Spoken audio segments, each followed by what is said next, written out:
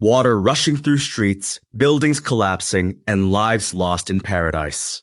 Today, we're diving into the devastating floods that just hit Bali, exploring not just what happened, but why it happened, and what it means for the island's future. By the end of this episode, you'll understand the perfect storm of climate, development, and tourism that led to this crisis. And it's a crisis that really caught everyone off guard. I mean, we're talking about flooding that's unprecedented in recent memory. Let's start with the raw numbers. What exactly are we looking at here?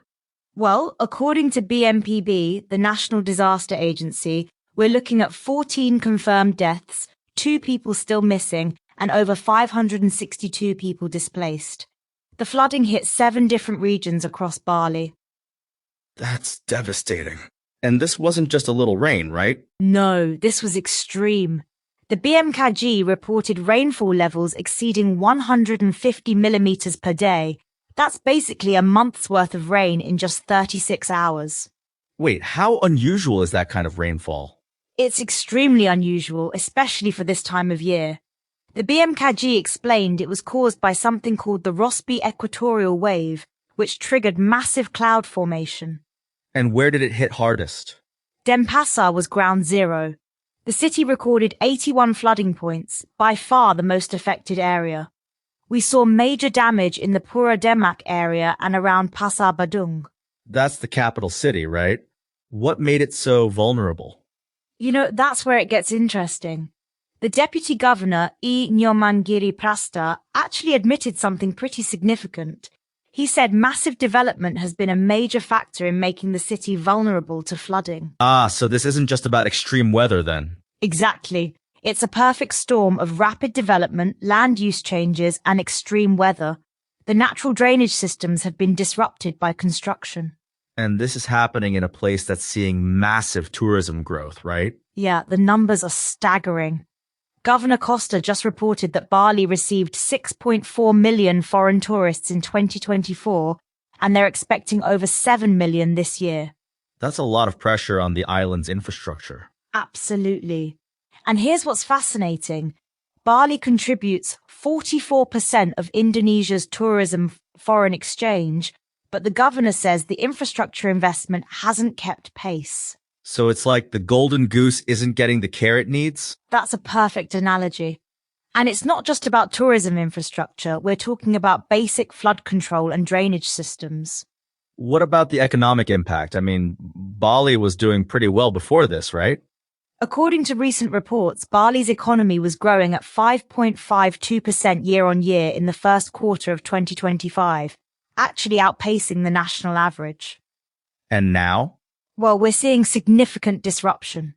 Major roads are damaged, businesses are flooded, and there's extensive damage to public infrastructure. How are the authorities responding? The provincial government has activated emergency response protocols. They've allocated 40 billion rupiah for disaster management, and BNPB is providing additional support with equipment and supplies. But what about long-term solutions? That's where it gets interesting. The deputy governor has promised stricter controls on land conversion, which is a pretty significant policy shift. Really? That seems like a big deal.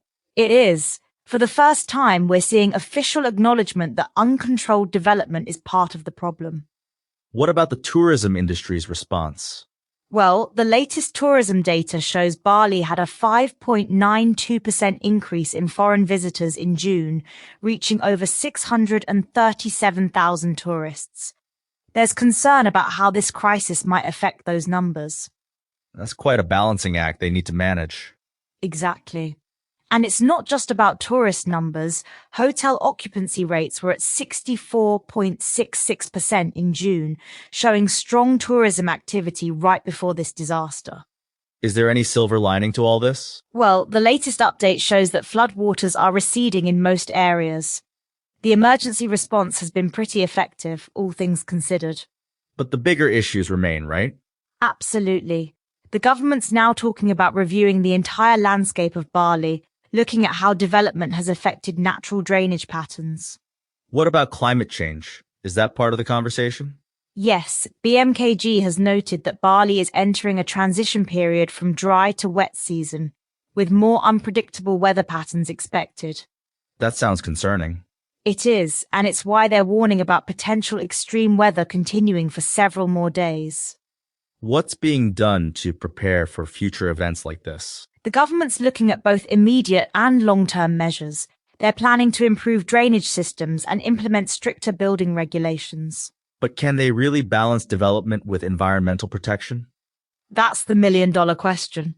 The provincial government has a vision called Nangun Sat Kerti Loka Bali, which aims to balance development with environmental and cultural preservation. What does that mean in practice?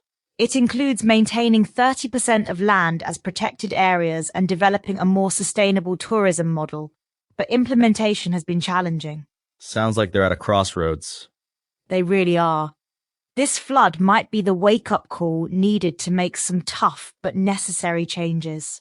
What about the local communities? How are they coping? Many are still in temporary shelters. Over 562 people are in evacuation centres, but there's been strong community support and cooperation in the recovery efforts.